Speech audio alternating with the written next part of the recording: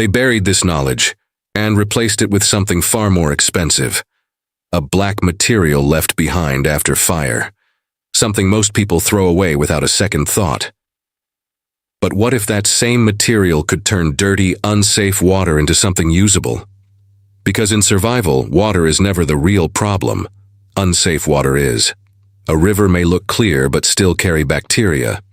Pond may seem still but hide dangerous contaminants. Even rainwater can collect toxins before it reaches your hands. And without clean water, survival becomes a countdown. Today the solution feels simple. Buy a filter. Use a purifier. Trust a system. But what happens when those systems are gone? When you're deep in the wilderness with nothing but what you can find? This is where forgotten knowledge begins to matter. Because long before modern filters existed, people were solving this exact problem. And they were doing it with something incredibly simple. Charcoal. Not the processed kind sold in stores, just raw charcoal made from burned wood. So why isn't this common knowledge today? To understand that, we need to go back thousands of years. Ancient civilizations were already experimenting with ways to improve water using natural materials. In early Egyptian records, water was stored in containers treated with charcoal. Ancient Indian practices describe filtering water through layers of sand and charcoal. Even the Greek physician Hippocrates explored basic filtration methods using simple materials. They didn't have modern science, no microscopes or chemical testing, but they had observation. They noticed water stored with charcoal stayed fresher, smelled better, tasted cleaner, and lasted longer. That pattern repeated across cultures and continents again and again. Charcoal became a silent tool, used without fully understanding why, but trusted because it worked. As civilizations grew, water contamination increased and people relied more on visible methods like boiling, straining, and settling. But charcoal remained in the background, quietly improving water without attention. In the 18th and 19th centuries, scientists began studying charcoal more closely. They discovered it could remove odors, and later found it could trap harmful substances.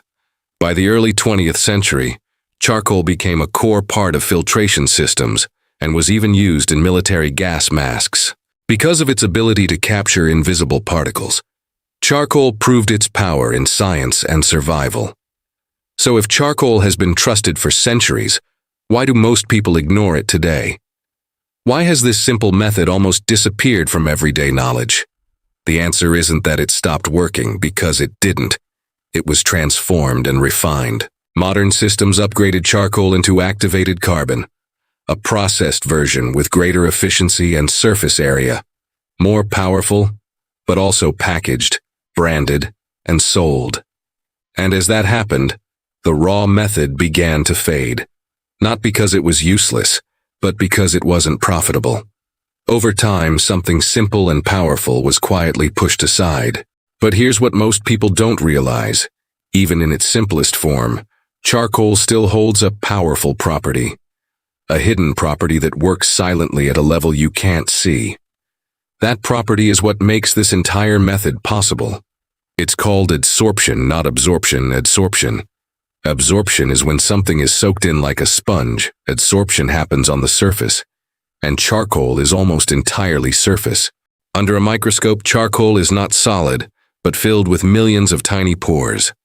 Microscopic tunnels, cracks, and chambers create enormous surface area in a small piece. So when water passes through charcoal, something unusual happens.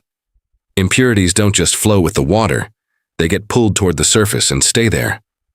Chemicals, toxins, and odor-causing compounds attach themselves to the charcoal, almost like they are being trapped at a molecular level. This is why charcoal works as a filter. Even without modern processing, the structure still exists. The effect is weaker than activated carbon, but still powerful enough to make a difference. And in survival, even a small difference can be everything. But here's where most people make a mistake. They assume charcoal alone is enough. It isn't. Charcoal improves water but doesn't make it completely safe. It doesn't kill all bacteria or remove every threat. This is where the real technique begins, because the ancient method was never just charcoal. It was a system, a simple layered system using multiple materials together. Each layer had a different role. Gravel stops large debris. Sand catches smaller particles. Charcoal traps what you can't see. When combined, these layers slow the water down, and that changes everything. Because the slower the water moves, the more time each layer has to work effectively. More particles get removed, more impurities get trapped, and the filtration becomes stronger. The result is water that looks clearer, smells better, and tastes cleaner. Not perfect, but significantly improved compared to what you started with. In a real survival situation, that improvement can buy time and reduce risk. It can mean the difference between dehydration and endurance. But it's important to understand, this method is not magic. It's a step, not the final solution. Boiling is still needed to kill bacteria. Multiple passes improve results, and setup matters. This is knowledge, not a shortcut. So why isn't this taught more widely? Why do most survival guides barely mention it? Part of the answer is reliability. Modern systems are tested, certified, and consistent. They deliver predictable results, while this method depends on materials, setup, and patience. But there's another reason, a quieter one.